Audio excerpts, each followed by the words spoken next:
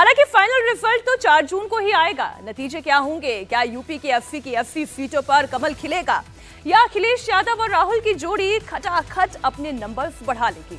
उत्तर प्रदेश की वो 13 सीटें जो पूर्वांचल का हिस्सा हैं, जो देश को प्रधानमंत्री भी देता है, जो उत्तर प्रदेश को मुख्यमंत्री भी देता है, वो 13 सीट जहां पर यूपी के 2 लड़के नील बटे सन्नाटा है।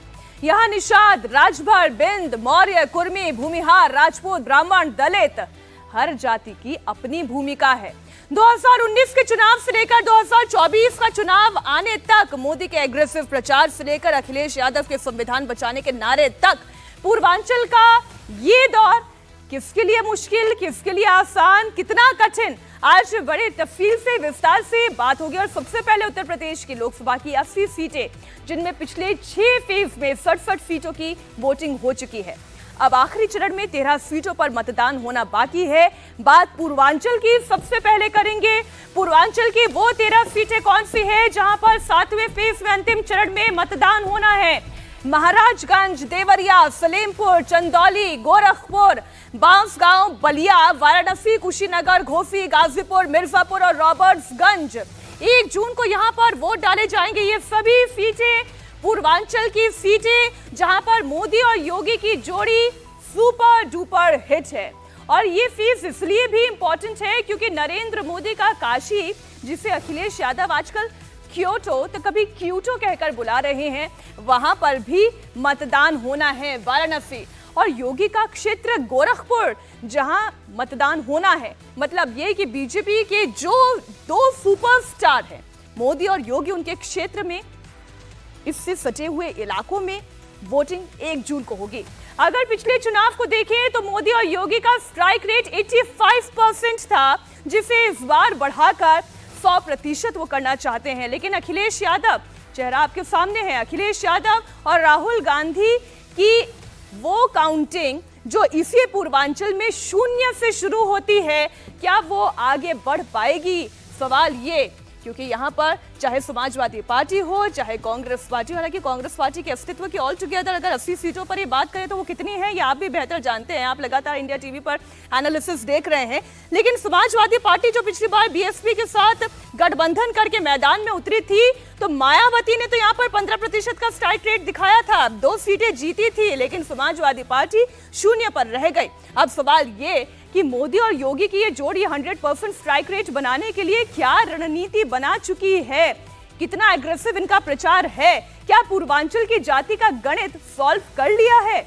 सवाल ये कि आखिरी फेज में पूर्वांचल की जिन 13 सीटों पर वोट डाले जाएंगे, उनमें से 11 सीटें तो एनडीए ने जीती और बाकी 2 सीटें मायावती की पार्टी के पास आई। आइए अब आपको पिछले 2 चुनावों का रिजल्ट सबसे पहले दिखा देती हूँ। साल 2014 और 2019 का ट्रेंड आपके सामने। घोसी का चुनाव जहां पर बीजेपी ने 2014 में जीता, लेकिन 2019 में घोसी बीएसपी का उम्मीदवार यहां से जीता। जरा इसे रोक दे थोड़ी देर के लिए। एनडीए में साथी दल यानी बीजेपी की सहयोगी पार्टी अपना दल, रॉबर्ट्सगंज और मिर्जापुर, इन 2 सीटों की बात करें तो यहां से अपना दल ने जीत दर्ज की। जहां मिर्जापुर में अनुप्रिया पटेल, तो वहीं रॉबर्ट्सगंज में इस बार भी अपना दल की ओर से एक महिला उम्मीदवार उतारी गई है। ये दिलचस्प बात है। ये जो 13 सीटों की लड़ाई हम आपको बता रहे हैं, 2 फीमेल कैंडिडेट चुनावी मैदान में हैं एनडीए की ओर से, एक मिर्जापुर और एक रॉबर्ट्सगंज। महाराजगंज बीजेपी ने 14-19 का चुनाव जीता। गोरखपुर बीजेपी ने क्लीन स्वीप किया। कुशीनगर, देवरिया और बांसगांव, इन सीटों की बात कर लें तो बीजेपी का परचम लहराया। ये वो दौर है जहां बीजेपी का स्ट्रॉन्ग होल्ड है। ये लड़ाई आसान है, लेकिन क्या अखिलेश यादव और राहुल गांधी इसे मुश्किल बना पाए हैं? जहां पिछली बार मायावती का हाथी झूम कर चला था, इसमें घोसी और गाजीपुर की सीट, इन दोनों सीटों पर 2014 में बीजेपी जीती, लेकिन पिछली बार कास्ट इक्वेशन ऐसा बना कि घोसी और गाजीपुर में कमल नहीं खिल पाया। बाकी सभी सीटें जैसा कि हमने आपको बताया, सलेमपुर, बलिया, चंदौली, वाराणसी, बीजेपी हैट्रिक लगाने की तैयारी है। इस बार मिर्जापुर और रॉबर्ट्सगंज सीट अपना दल क्या परफॉर्म करती है, इस पर लोगों की नजर बनी रहेगी। सबसे पहले बात बलिया सीट की, एक एक करके अब सीटें आपके सामने रखती हूं। बलिया सीट, जिसे कई लोग बागी बलिया भी कहते हैं, वही बलिया जो पूर्व प्रधानमंत्री चंद्रशेखर का गढ़ रहा, यहां पर इस बार मुकाबला त्रिकोणीय है। बीजेपी के नीरज शेखर का समाजवादी पार्टी के सनातन पांडे से मुकाबला। बीएसपी ने यहां यादव कैंडिडेट को उतारकर इस मुकाबले को दिलचस्प बना दिया। ललन सिंह यादव चुनावी मैदान में ये फाइट ट्रायंगुलर हो गई है। बलिया लोकसभा सीट पर सबसे बड़ी आबादी ब्राह्मणों की है। यहाँ करीब 3 लाख ब्राह्मण वोटर्स हैं। इसके बाद बात आती है यादव की, राजपूत की और दलित वोटर्स की, जिनकी संख्या इस वक्त आपके सामने 12% यादव वोटर, 8% मुस्लिम वोटर, राजपूत वोटर 13%, दलित वोटर 15% और भूमिहार वोटर्स की संख्या 8% की है। यानी ये जो वोट बैंक है ये एक इंपॉर्टेंट रोल प्ले करता है। पूर्व प्रधानमंत्री चंद्रशेखर के बेटे नीरज शेखर को मैदान में उतारा गया है।